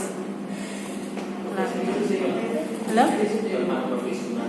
Tentang profesionalisme. Itu anak kandung dari TQM. Oh gitu. Oke. Kaitannya dengan TQM dari beberapa literatur yang pernah saya baca, itu kan ada 2 core value di sana. Yang pertama adalah kaitannya dengan perbaikan kualitas secara terus-menerus. Yang kedua ada kepuasan konsumen, gitu nggih. Nah, kalau misalkan apakah 2 unsur ini tetap dipegang dalam manajemen wakaf? Nah, jika iya, pengaplikasiannya itu seperti apa? Di sini mohon maaf sebelumnya saya sampaikan, saya mungkin basicnya bukan syariah gitu nggih. Saya tarbiyah tapi saya pengen belajar gitu nggih. Gitu. Yang pertama itu, yang kedua kaitannya dengan manajemen wakaf, terus kemudian perwakafan di Ponorogo ataupun di Indonesia. Jika kita tarik dalam dunia pendidikan, terlebih pendidikan Islam, kira-kira nilai-nilai pendidikan Islam apa yang bisa diambil dari manajemen wakaf itu sendiri? Terima kasih.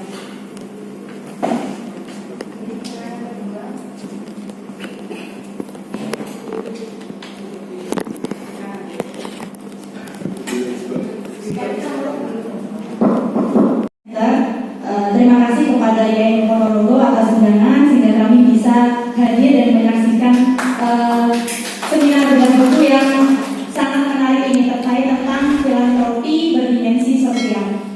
Dan di sini kami sebagai pengurus harian AIKES mendapat ilmu baru, khususnya dari Dr.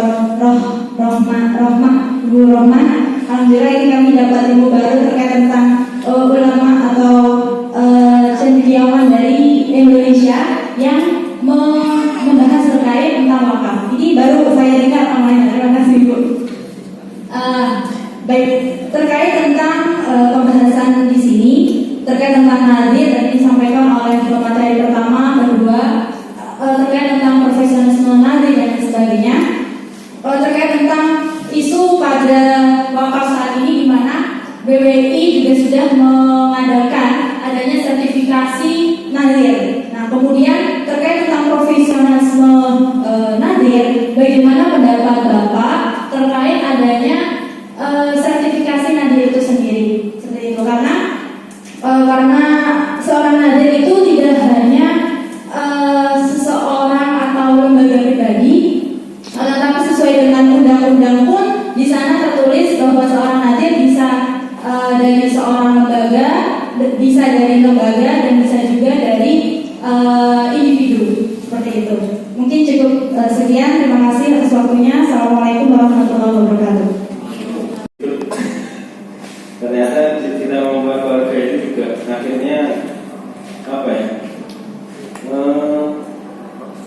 Antara pembagian setelah Mbak di putra-putranya saudaranya Bapak itu yang diwaris, itu juga berbeda-beda versinya, mungkin menimbulkan sampai internal saja belum selesai.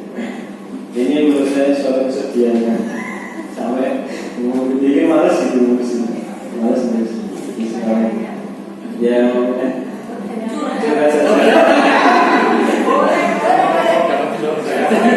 kadang-kadang dia mau batu gitu. Jadi itu dan mungkin apa namanya yang saya salah satunya adalah membahasakan bagaimana wakaf itu tidak salah. Bisa tadi Pak, bisa fleksibel dan tidak salah benar. Kalau tadi masih dibahasakan masih kemudian ribet, artinya pembahasan yang ideal itu yang seperti apa? Yang kemudian kita membahasakan wakaf itu supaya manfaatnya itu bisa lebih mungkin peruntukannya. Dan tadi sudah disampaikan mau saya tanyakan, katanya kaitannya dengan dari BWI sendiri dalam mengelola namanya Nadir itu sudah seberapa peningkatan SDM-nya dan seterusnya, ini yang dilakukan sudah sampai seperti apa? Saya kira saya juga belum mengerti dari terima kasih. Assalamualaikum warahmatullahi wabarakatuh. Terima kasih seperti adanya perbaikan konsumen dan kekuasaan konsumen. Bagaimana pelaksanaan itu dalam tata kelola konsumen. Lalu yang kedua, bagaimana manajemen wakaf itu bisa diadopsi dalam situasi manajemen pendidikan, lembaga pendidikan Islam. Nilai-nilai pendidikan yang bisa diambil.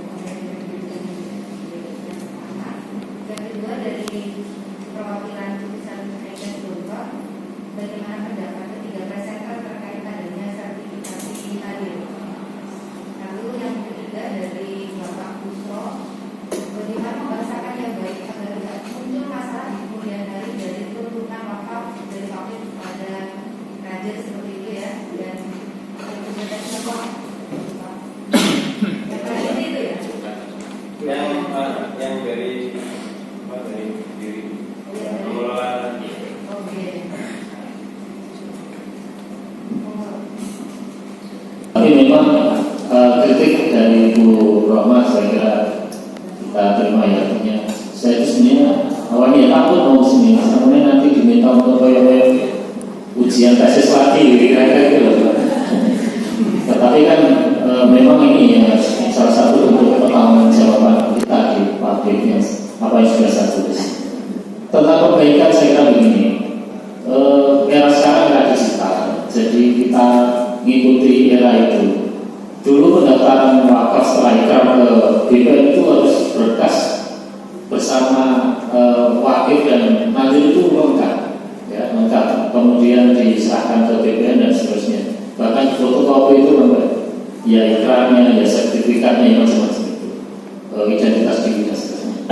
Kemudian yang kedua, era digital awal dimulai digital itu ada trouble ketika Badan Pertanahan Negara itu atau BPN itu mensyaratkan NIK dan KK itu harus dilegalisir, jadi difotokopi dan dilegalisir. Sementara Kementerian Dalam Negeri atau Mendagri melalui Dukcapilnya itu bahwa EKTP maupun KK yang sudah elektronik itu tidak lagi dilegalisir, sehingga antri untuk bisa masuk ke sistem itu nggak bisa. Nah akhirnya kita komunikasi dengan BPN, sekarang dihapus dilegalisir, sehingga mudah sekali untuk proses sertifikasi. Ini pengaturan kita mengikuti era digital. Kemudian yang kita lakukan hari ini, kita punya sistem di, ya saya cerita di Muhammadiyah itu namanya SIMAS Wakfuna, sistem administrasi wakaf.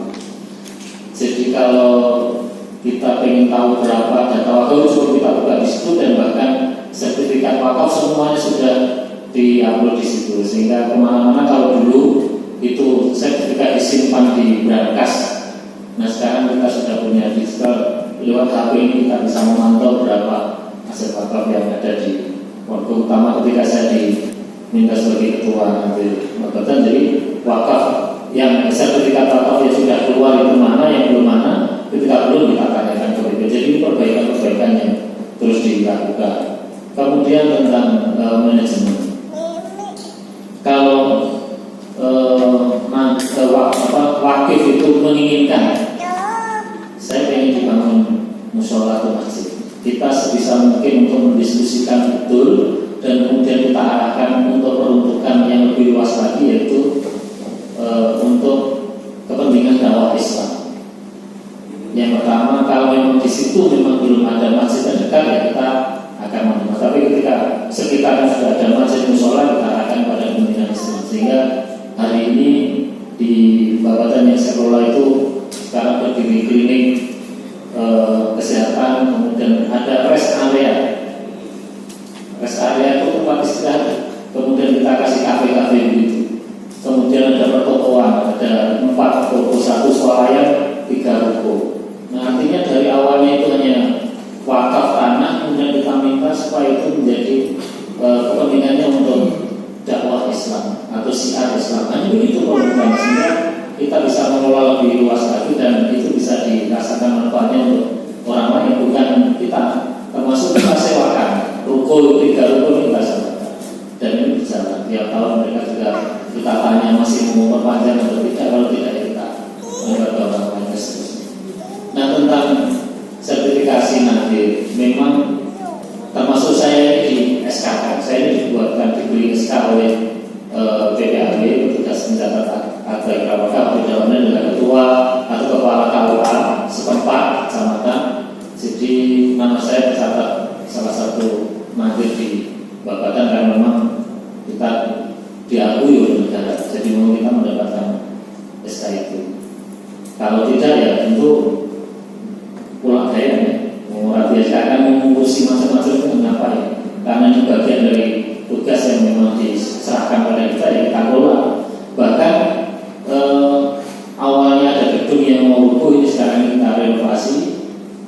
Kebutuhan 600 juta kita dapat 300. Kita gedung ini kita sewakan ke pihak luar untuk resepsi pernikahan dan seterusnya. Jadi memang fungsi-fungsi yang awalnya wakif itu menginginkan tertentu, kita ajak diskusi supaya ini menjadi lebih luas lagi manfaatnya.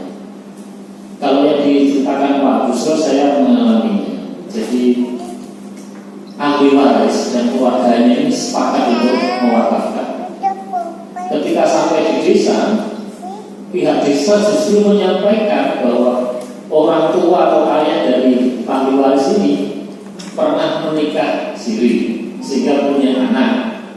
Oleh desa supaya anaknya ini diberi bagian dari warisnya. Sampai sekarang belum tuntas karena anak-anak ini suami dewi-dewi sebagai nadir. Kalau ini sudah clear, baru kita lakukan. Kita selama belum, ya kita tidak mencampur urusan-urusan itu, kan maksud saya supaya kita terbebas dari konflik kepentingan.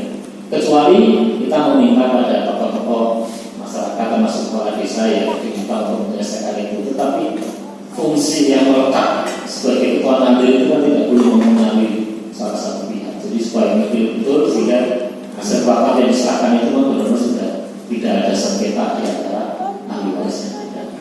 Saya kira itu jawaban saya pada kurang lebihnya. Mohon maaf.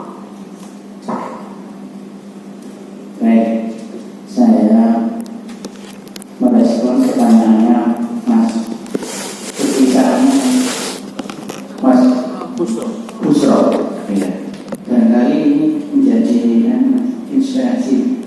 Jadi penyanyi itu gelisah dapat lagu, dan itu kalau Bu Rohma bisa dapat pisang, gitu.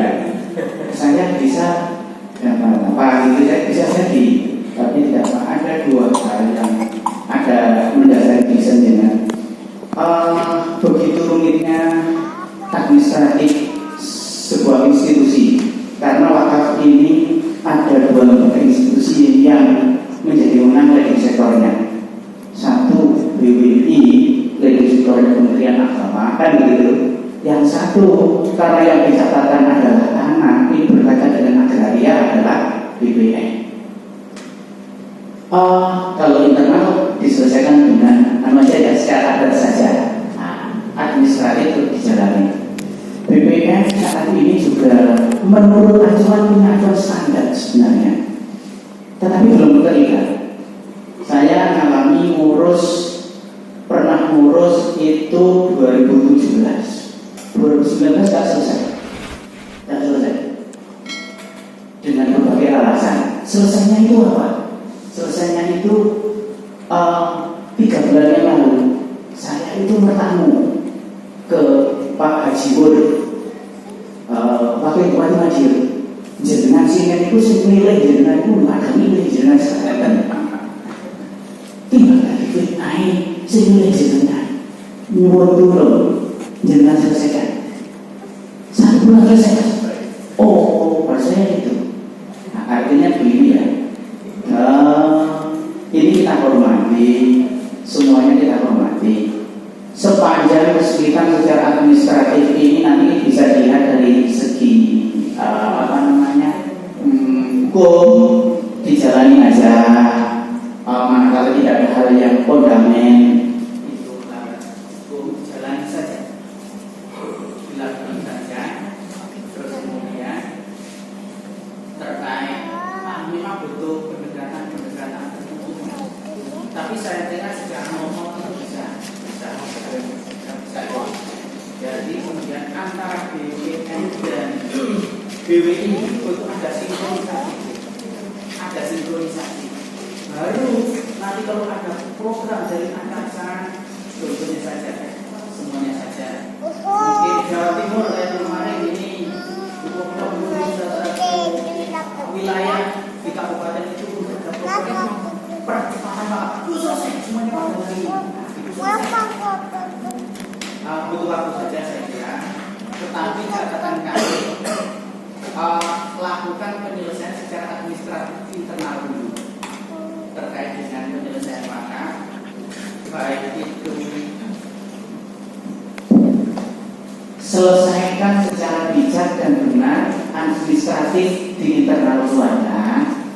Itu saya kira terus dijalani dan tanpa pandang mundur. Gitu. Di lain itu karena budaya-budaya kita itu masih juga yang menganut budaya-budaya Belanda, sehingga ya itu juga tidak perlu kita jangan sampai dilupakan strategi dan lain sebagainya. Mungkin barangkali itu pengalaman untuk yang lain saya kira sudah mewakili. Ada sedikit tadi bagaimana keefektifitasan terkait sertifikasi nanti. Saya itu punya angan-angan dan perbincangan pada hari itu sama beberapa kepala KUA di Lendolopo. Saya beri masukan andai kata materi ini kemudian, tapi jawabannya sekali lagi itu adalah terkait dengan pendanaan, pembiayaan, kurang sinkronisasi, kurang tahu saya. Yang jelas dilihat dari semua kementerian ini ada pendamping. Mungkin barangkali saat ini yang paling mendekati di Kementerian Agama bukan namanya pendamping tetapi penyuluh. Penguatan penyuluh diberikan jenis yang bagus, kemudian debitor yang bagus, tanggung jawab yang bagus, regulasi yang bagus. Mungkin advokasi ini yang munculnya seharusnya adalah Kementerian Agama kita bawah. Mungkin begitu. Lalu itu bisa dimanfaatkan. Per kecamatan berapa? 8. Ini luar biasa. Kalau di desa ada pendamping desa, kalau kemudian di PU ada konsultasi PU, air jenis dan lain sebagainya. Terus kalau kemudian di teknik juga ada konsultan itu, kemudian kenapa tidak kemudian di Kementerian Agama ini ada dikonversi penyuluh dikonversi kemudian diberi tugas dan wewenang tupoksi lalu pendamping itu tapi digaji karena kementerian yang lain digaji. Nah itu nanti yang jawab jenengan ya. Nah kira-kira begitu masalah itu. Barangkali itu hanya kabar saja. Anggap saja omong kosong, tetapi ini adalah cakrawala bagaimana dengan solusi. Kurang lebih itu. Assalamualaikum warahmatullahi wabarakatuh.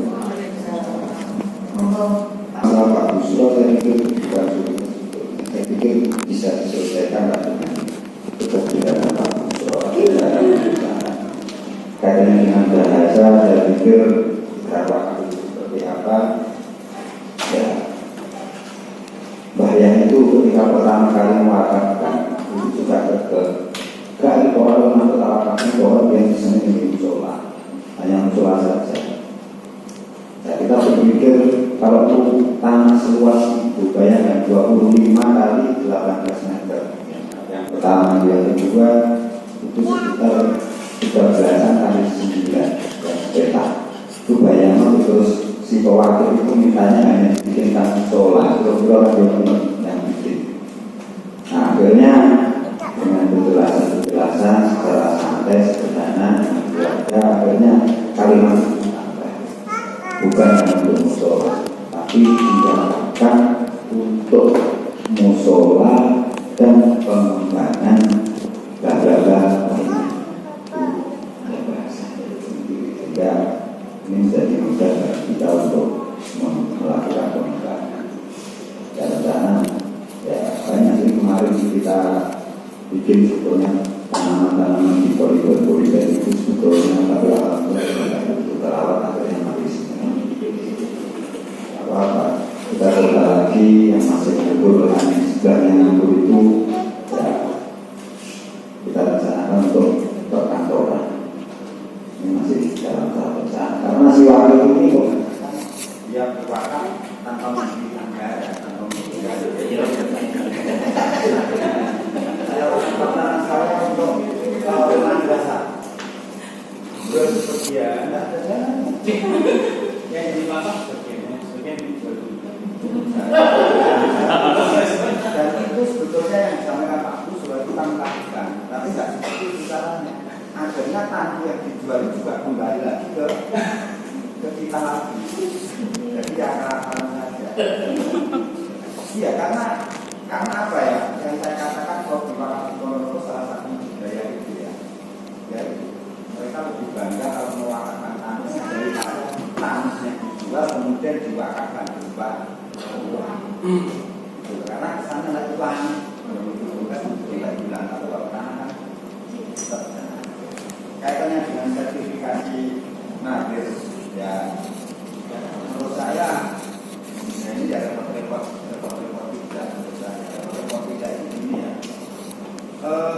banyak kasus yang sambil orang hari ini yang sedang memang nggak bisa. Tapi itu kalau misalkan di organisasi tidak ada organisasi yang menjadi nadir nanti kemana dan seperti apa. Justru kehadiran dari organisasi justru adalah untuk menyelesaikan wakaf-wakaf yang selama ini tidak jelas. Uangnya tidak jelas, siapa pemulanya tidak jelas. Karena rata-rata dulu itu orang berwakaf untuk musola. Nah, yang diserang sebanyak dari nah, ada beberapa kasus yang anak-anaknya tidak tahu anak yang baik bukannya dia diwakafnya sehingga menjadi konflik sehingga maka disinilah peran organisasi ini itu satu hal yang didorong oleh PBB Ponorogo bagaimana kemudian wakaf dan orang itu harus berarah kepada nadirnya nadir mungkin itu yang perlu kami sampaikan kaitannya dengan verifikasi nadir mungkin saya pentingnya ini kalau memang nadirnya menurut saya karena wakaf ini kan masih lahan wakaf dan itu kepercayaan kepada saya bagaimana saya bisa menggali sumber daya sebanyak-banyaknya dan sumber dana terus mengelola wakaf dan berpikir bagaimana kemudian tanah itu betul bisa dimanfaatkan. Saya tidak tahu. Sementara yang saya ini adalah sertifikasi halal.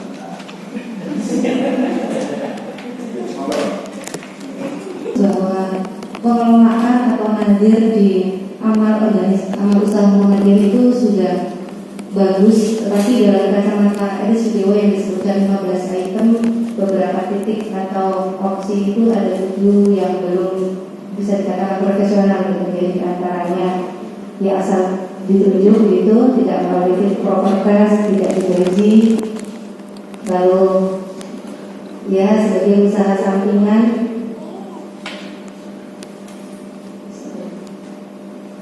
lemahnya kreativitas serta minimnya monitoring dan evaluasi. Sedangkan dari kajian Pak Ahmad Subhan, kita memiliki tantangan untuk memahamkan Nadir bagaimana mendobrak. Dia membahasakannya mulai dari merobek gitu ya.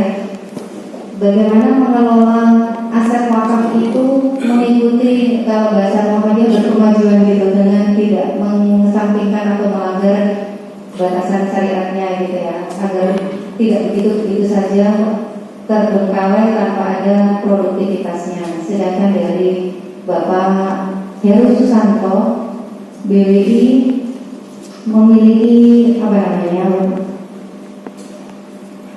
berkontribusi dalam penguatan kapasitas Nadir gitu ya.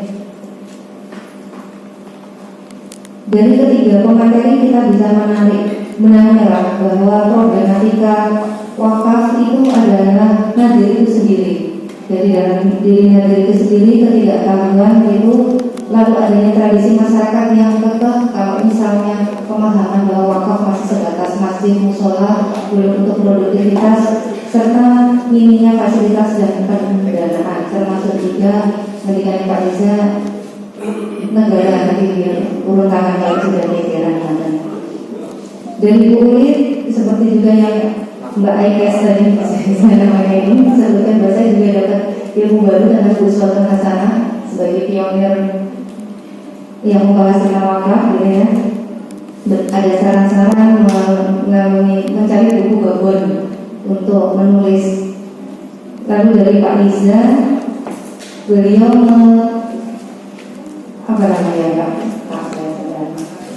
iya, bagaimana rinci, dan saya senang sekali ya kalau Pak Riza itu dari tadi dulu sampai sekarang itu kalau ngajar masih tetap idola saya, kayaknya saya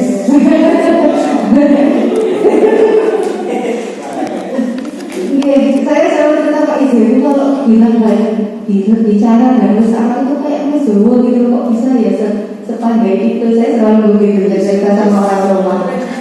Oh, katanya dia ada filosofi.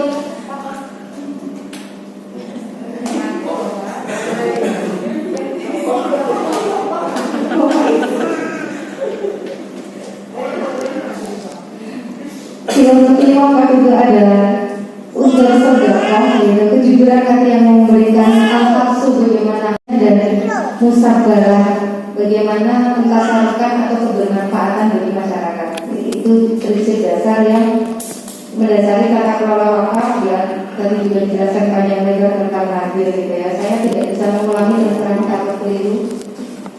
Bukan lagi saya memahami tapi saya tidak bisa mengulang kata-katanya pada bahasa Arab. Itu yang jelas sangat menarik sekali.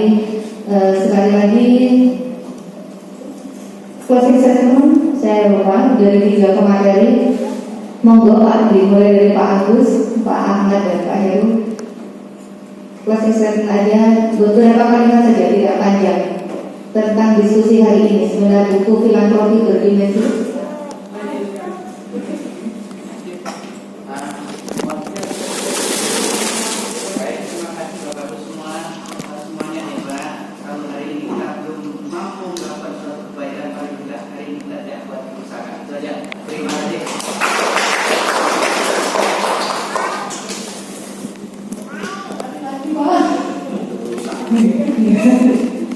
Sudah mau habis atau lelah mungkin ya.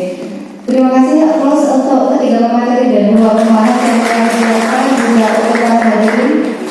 Dan kita cukupkan sekian. Mohon maaf untuk yang salah dan kurang-kurang. Alhamdulillahirabbil alamin, sudah selesai ya.